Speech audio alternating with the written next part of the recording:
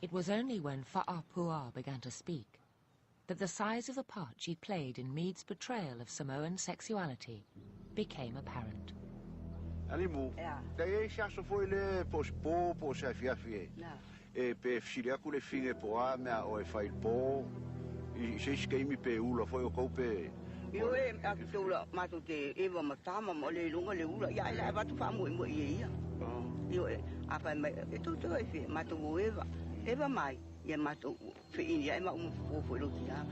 Eva matama ia la ba tu fa mo ila ia o me ula o fo tini sa mo te le pelo ma le ula ia. E kera kai me ke fsilia kai ka limu ale o kai me a le pelo yo ko ya Margaret Mead a. Io Pepelo la ia matou. In other words, Margaret Mead had been hoodwinked. Coming of age in Samoa and all its evidence for the power of nurture over nature was based on the lies of Samoan girls. He said to me, "Frank, you don't know what you've got here. You don't know how important this is that you've just filmed today." And he noted the day, you know, it was November 1987. He said, "This will go down in my diary as the most significant day in my life." Freeman immediately began work on a second book, based on Fa'apua's astonishing claim. A book he called The Fateful Hoaxing of Margaret Mead. Freeman thought that Mead was not simply hoaxed, but that she was fatefully hoaxed. It's almost as if she set herself up to be hoaxed because, according to Freeman, she didn't really understand the culture. She didn't speak the language that well. She wanted a certain outcome. I think Derek thought that the second book would be the nail in the coffin, as it were. This would be the thing that finally did it.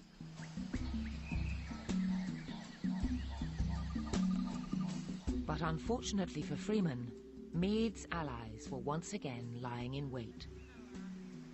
Is it possible that Samoans will joke or have small lies about sex? Absolutely. They'll do it all the time. But generally, they do it with a kind of wink, which lets you in on the fact that they're joking and that everybody knows it. So the question is, would Margaret Mead have missed it if they had joked? And I don't know the answer to that. My intuitions tell me no, that she was too canny. Mead's supporters argued that she would obviously have realized that Fa'apua was in fact a taupo, or virgin. Being a taupo, and Margaret Mead knew she was a taupo, it was very unlikely that she would have thought that Fa'apua would have been engaging in the kinds of casual love affairs that she had heard about from other girls. And certainly she would have known that if she were in an affair, there was nothing casual about it, because she would have been watched by her brothers, by the chiefs, etc., and under a kind of vigilance. Moreover, it was pointed out that Mead had got her information from girls other than Fa'apua, who anyway was the wrong age. Mead had already taken a sample of 25 adolescent girls from the 3 villages. Why she would need the opinion of a taupo in her mid-20s to tell her about adolescent girl sexuality is unclear. Yet again, Derek Freeman had run into a brick wall. After devoting more than 40 years of his life to discrediting Margaret Mead's coming of age, he was still no nearer to achieving his ambition.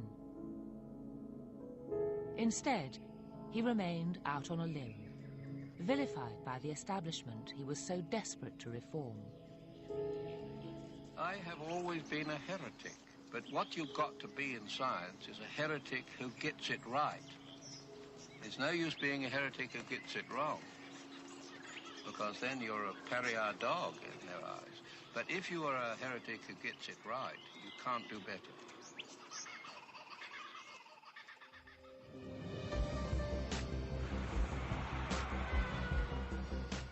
So is it possible, after all these years, to gauge who was right and who was wrong.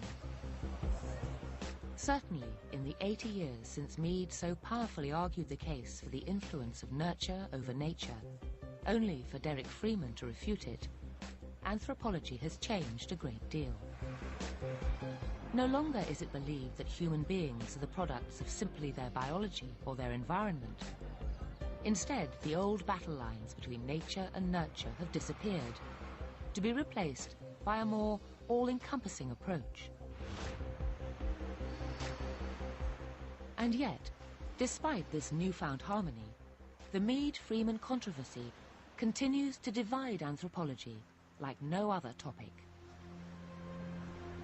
On the one hand, Derek Freeman's supporters argue that he was a visionary, that by taking on a science which had become stale, he helped to move anthropology on. For those critics who say that the controversy was nothing but a media event, simply neglect this impact that his work actually did have. He really believed that he had set anthropology, he set it on its feet, that it had lost its direction. On the other hand, there are those convinced that Freeman was a fanatic, whose only achievement was to tarnish the name of one of the greatest thinkers America has ever produced. I think one could say that one might feel sorry for Derek Freeman, really unbalanced and in the grip of an obsession, except for the fact that he was able to ride that obsession to his personal version of fame and to do an immense amount of damage. And it worked for him. He had fun.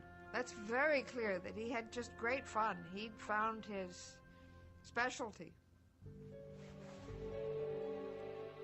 But from all the bitterness and rancor, one overriding question has emerged. How could two scientists have visited the same part of the world and come up with such different sets of results? Anthropologists, probably more than most people, are aware that in trying to describe a society, all understanding is to some extent positioned, and that's the word anthropologists use. And the picture that we get of a society, any society, is going to look different depending upon whose eyes we use to see it. In other words, more than almost any other science, anthropology is a subjective affair. Some scholars have understood the Mead-Freeman controversy in terms of the Rashomon effect. That is Kurosawa's film technique whereby he played a scene from 4 different angles with 4 different stories without any conclusion, allowing the viewer to decide for themselves what the nature of truth was in this situation. And I think that's a possible way of understanding any ethnographic description, knowing that it will be told from a different vantage point, if it's told from the viewpoint of men or women, or a younger generation versus an older generation, or during different historical periods. So given that anthropology can't be truly objective, perhaps the irony of the Mead-Freeman controversy is this, that both its protagonists were right and wrong.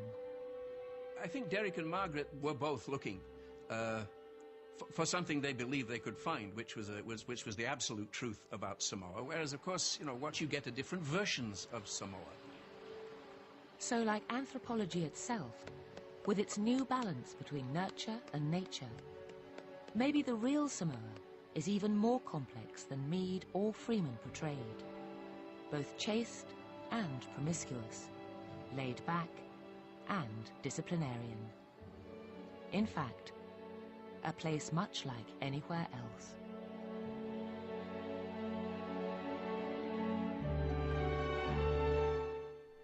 Another Tale from the Jungle here on BBC4 next Monday at 9.